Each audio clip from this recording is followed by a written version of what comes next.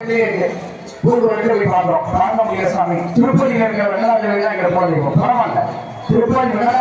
மனதார கூப்பிட்டாலும் நம்ம பக்கத்தில் இருப்பார். நமக்கு அசிரிக்கு இறை சக்தியை பொறுத்த வரைக்கும் இறைவனை சொல்ல எந்த நாமத்தை நம்ம நாம என்ன பேசுறோமோ அதுதான் நாம சொல்ல அந்த மூலஸ்தானத்தில் இருக்கக்கூடிய பிம்பங்கள் ஆகப்பட்டது உரிய சொல்லக்கூடிய மந்திரங்கள். அதனால பிரகார பூஜை ஒவ்வொரு சன்னிதானத்திலையும் அந்த காலங்களை பிரிச்சு நம்ம வழிபாடுகள் தான் நடத்துறோம்.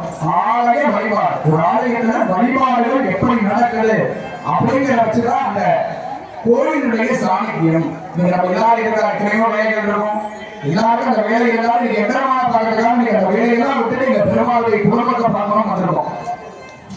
நீங்க எதிராக வந்திருக்கோம் அப்படின்னா எந்திரமாவுடைய அணுகல் நீங்க சந்தோஷமா இருப்பாரு. அவருக்கு சந்தோஷம் பண்ணும் பொழுது அவர் எப்படி இருக்கார், மிக சந்தோஷமா இருப்பார். அப்ப என்ன கேட்டாலும் பொதுவா அவருடைய மனநிலை எப்படின்னா அவங்க சந்தோஷமா இருக்கக்கூடிய நேரத்தில் போய் எது கேட்டாலும் கொடுத்துருவாங்க, கணக்கு பார்க்க மாட்டாங்க. அப்படி ஒரு நிலை தான் நீங்க பெறமா. நீங்க அவர் நினைக்கக்கூடிய விழாக்காலம் நீங்க எல்லா பக்தர்களும் பிள்ளைகளாக நம்மள தேடி வந்துருவோம். அப்ப அவர் தரக்கூடிய நிலையில அவர் இருக்கார். அப்ப வாங்கக்கூடிய நிலையில நாம் இருக்கோம். நம்ம என்ன வேண்டும், எல்லாருக்கும் கோடீஸ்வரனுக்கு பணகாசு நிறைய கொண்டு வேண்ட மாட்டோம். முதல்ல நோயற்ற வாழ்வு குறைவற்ற செல்வம் அப்படிங்கிற என்ன வேண்ட போறோம், நோயில்லாத ஒரு வாழ்க்கையை கொடுப்போம். ஏன்னா நீங்க இருக்கக்கூடிய காலகட்டத்தில் இன்றைய அன்றைய முடிவு செய்யப்பட்டது.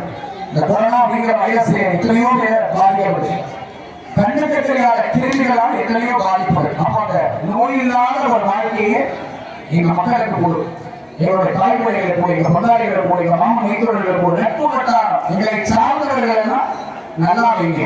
ஒரு நோயே எழுதக்கூடாது. சாம்பிராணி புகை தான், சாம்பிராணி எரிய விட மாட்டோம். எதுக்காக புகை போடணும், புகை அப்படிங்கிறது மகாலட்சுமி. இந்த புகையை போடும் பொழுது துஷ்ட சக்தி நம்மளாலேயே இருக்க முடியலையே, அப்ப அந்த துஷ்ட சக்தி எப்படி இருக்கும், வெளியேறும். அப்ப இறை சக்தி நல்ல சக்திகள் அந்த இடத்துல போயிருக்கும். அதுதான் இந்த புகைகள் வரும்பொழுது புகை நம்ம மேல பண்ணும்போது நல்ல காலங்களும் திறக்கும். நம்மளுக்கே எல்லாரும் தெரியும், சயின்டிபிக் ரீதியாகவும் மருத்துவ ரீதியாகவும் நம்ம உடம்புல நமக்கே ஹோல்ஸ் இருக்கும். அது வழியா வேர்வை துறைகள் வரும். அப்போ அது மூலமாக இந்த கெட்ட சக்திகள் கெட்ட கிருமிகள் எதாச்சுன்னா வெளியே வரும். அது இந்த புகைக்குரிய மகத்துவம். மூலிகை எல்லாம் போடுறோம், பகவானுக்கான மூலிகை எல்லாம் செலுத்துறோம்.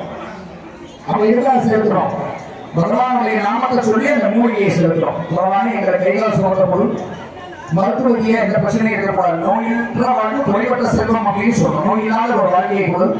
அதே போல இங்க வந்திருக்கக்கூடிய புத்தகமொழி பெருமக்கள் எல்லாருக்குமே பெற்றோர்களாக பிள்ளைகளுக்கு கல்வி அப்படின்னு சொல்றது ரொம்ப முக்கியம். ஏன்னா கற்றோருக்கு சென்ற இடமெல்லாம் சிறப்பு, படிச்சாக நல்ல உத்தியோகம் கிடைக்கும். அப்போ அதே போல திருமணம் ஆகாத கண்ணீர்கள் எத்தனையோ பெற்றோர்கள் வந்திருப்போம். அப்ப திருமணம் சிறப்பா நடக்கும். என்னுடைய பையனுக்கு நல்ல வரன் அமையணும், என்னுடைய பொண்ணுக்கு நல்ல வரன் அமையணும் அப்படிங்கிறது யார்கிட்ட கோரிக்கையா இருப்போம், மாயந்திரமான மற்றும் பெரியாண்டவர் காமாட்சியில கோரிக்கையா இருப்போம். இந்த நேரத்தில் இருக்கும்போது அது ஊழிய சந்தோஷமா இருக்கக்கூடிய நேரத்தில் நம்ம என்னென்ன தேவையோ, கல்யாணம் ஆகிருக்கும், ஒரு நாள் குழந்தை இல்லாம இருப்பாங்க, அவங்களுக்கு குழந்தை வரும், பெருமாள் மகிழ்ச்சி செய்தி கேட்காம கண்டிப்பா கொடுத்தாரு. எவ்வளவு தோஷமாக அதெல்லாம் விலகி இதனுடைய அனுகிரகம் நமக்கு கிடைக்கும். பொதுவாக நம்ம தேடி வந்து பகவானுடைய அனுகிரகத்தை பெறணும்ன்ற சராதி கிடைக்கும். பகவான்